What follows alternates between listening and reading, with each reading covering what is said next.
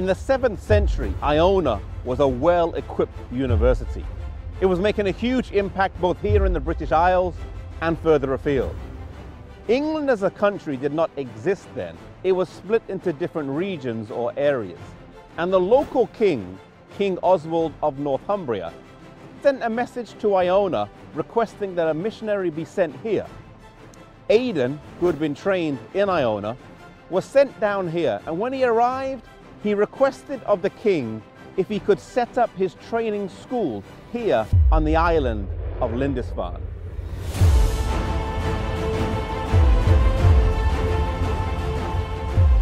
Lindisfarne lies 235 miles from Iona, which if travelled by foot would take over a week. It is also known as the Holy Island, though it's not completely isolated from the mainland.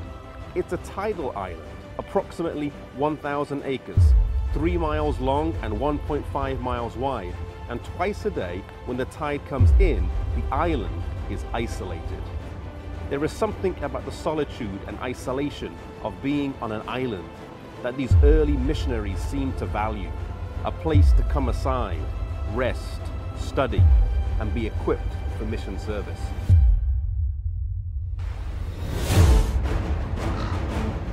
Áidan was well balanced in character. He was strong in religious fervor. He was very industrious, and it was said that he was never idle.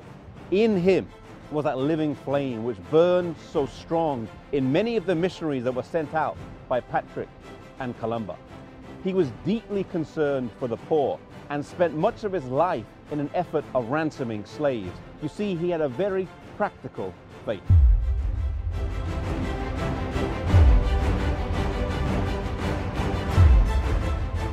He did for England what Columba had done for Scotland. In establishing the training centre here, the fields were used to give work to support the students.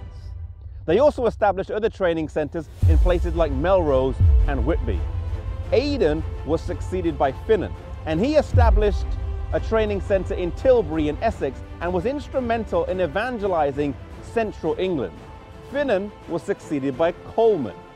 And in 30 years, these three men did a powerful work here in England, and paganism was swept away and replaced by New Testament religion.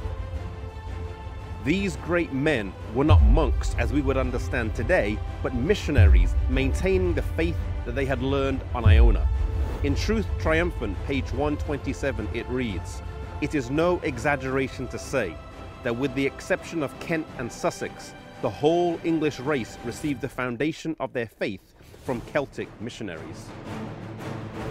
You see, in 30 years, these men took the gospel to the country of England, and almost 3/4 was won by their missionary work.